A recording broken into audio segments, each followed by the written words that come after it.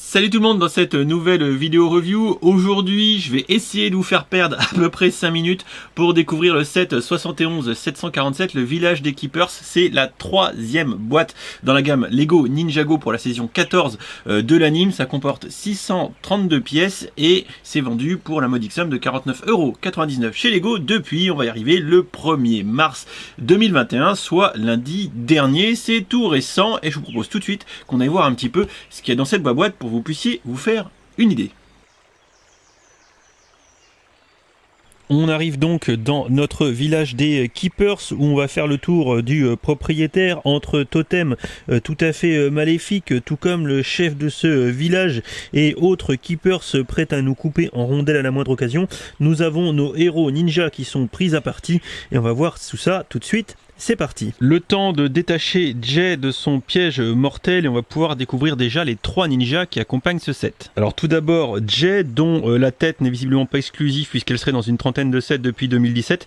Par contre visiblement la tenue serait une nouveauté, je vous laisse me le préciser dans les commentaires. Tenue bleue très stylax, tout comme toutes celles de ses confrères ninja qu'on a pu voir depuis le début de cette vague S14. Le constat est strictement identique pour Kai qui a une tête qui n'est pas nouvelle. Par contre pour ce qui est de la tenue, visiblement ce serait de la version 2021. Appréciez les petites tampographies, c'est de toute beauté. Même joueur joue encore pour Cole qui n'a pas non plus ici une tête exclue. Par contre, pareil, regardez les impressions des jambes et du torse, c'est vraiment de toute beauté. Je vous ferai plus de photos sur le blog, soyez bien rassurés. Prêt à nous manger tout cru, on retrouve le gardien du tonnerre, c'est exactement la même figurine que dans le set précédent avec le dragon de la jungle. Enfin, la nouveauté avec sa lance en mode Zeus, c'est le chef Mamatus, chef de tribu avec un casque en double moulage tel que vous pouvez le constater et surtout une tête et des impressions torse et jambes inédites là aussi à cette gamme et surtout différentes de celles des autres Keepers. Je vous montre d'un peu plus près la tenue du chef Mamatus tellement elle est vraiment stylax. On retrouve des motifs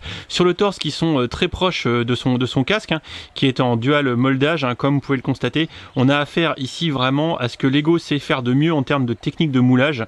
C'est vraiment impressionnant. D'ailleurs, une petite vue à l'intérieur pour vous montrer qu'on a du vert au fond et du gold sur le bas. Ça a bien été moulé en 2 fois. Enfin, parce que c'est le chef, il a aussi droit à une impression inédite de sa tête qui diffère du coup de celle des autres gardiens qu'on a pu voir jusqu'à présent. Regardez-moi cette tête pas gentille. Ensuite, pour ce qui est du set en lui-même, on a tout d'abord ici des totems qui vont pouvoir se défaire et qui ont l'air vachement agressifs. On peut donc les enlever, tac, comme ça, de leur socle. On voit les stickers qui ont été magnifiquement posés et on peut démonter tout ça gentiment, voilà, pour faire mumuse avec 3 morceaux de totems pour aller attaquer nos ninjas vaillants qui viennent ici affronter les Keepers directement à domicile. Après avoir retiré le totem, on a ici le trône de Sa Majesté Mamatus qui siège fièrement en haut du village avec petit accès par escalier ici.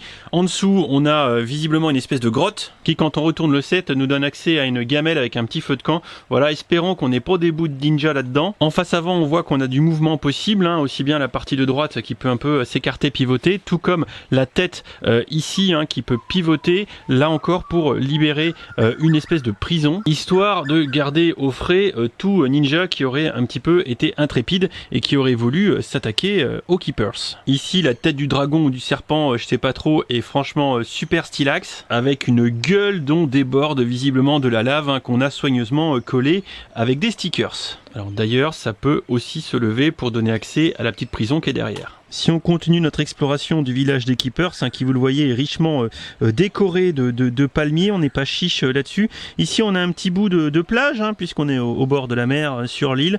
On a des pièges, visiblement des têtes de mort qui se promènent un petit peu partout, c'est un peu flippant. Juste ici vous le voyez, on a une espèce de bascule pour pouvoir faire tomber nos ninjas dans des pièges infâmes, avec un tronc qui bascule pour venir piéger nos héros. Ou encore juste ici du lance-til de 1 par 1 ronde, voilà, c'est assez peu courant et on en retrouve juste un ici. Voilà qui conclut ce petit tour rapide du village des Keepers. Très sincèrement un lieu très verdoyant mais pas si accueillant que ça quand on y regarde d'un petit peu plus près. Concrètement, je ne vous le recommande pas comme village vacances, vous auriez toutes les chances de terminer, capturer et peut-être même trancher en rondelles. Tout ça pour finir en train de mijoter dans la marmite avec Pouléry qui serait en train de tourner la gamelle. Je vous avoue que ce serait une issue assez peu favorable. Voilà pour ce ce petit tour de cette boîte qui, au regard de son prix au kilo, 53, aurait un positionnement vachement plus favorable. Je vous rappelle, la moto 68 et le Dragon 66, et là on jump à 53, donc bon, visiblement on est visiblement bien plus intéressant. En même temps, c'est beaucoup de briques et quelques figurines, un set qui vous permettra de vous amuser pour 49 balles. Je vous avoue que c'est plutôt correct, et surtout pour les fans de Ninjago, écoutez, ça vous permettra de compléter votre collection. Je vous avoue être un petit peu moins séduit que les deux premiers sets, parce que là c'est vrai qu'on est plus dans un playset que je trouve un petit peu démuni. Bon, je les ai vus faire mieux, typiquement sur la précédente vague Ninjago avec les gros crânes et tout, voilà, c'était un petit peu plus balèze, bien que la tête du serpent, du dragon qui est présente dans ce village est plutôt bien réalisée. Voilà, j'espère que ces quelques petites minutes de vidéo vous auront permis de vous faire votre avis sur cette boîte ou pas, que ça vous permettra de savoir si vous devez l'acheter ou pas. C'est vous qui voyez. Je vous fais plein de bisous, je vous dis à très vite pour une prochaine vidéo ou pour un prochain stream dès demain soir, et puis voilà, passez une bonne soirée, ciao ciao.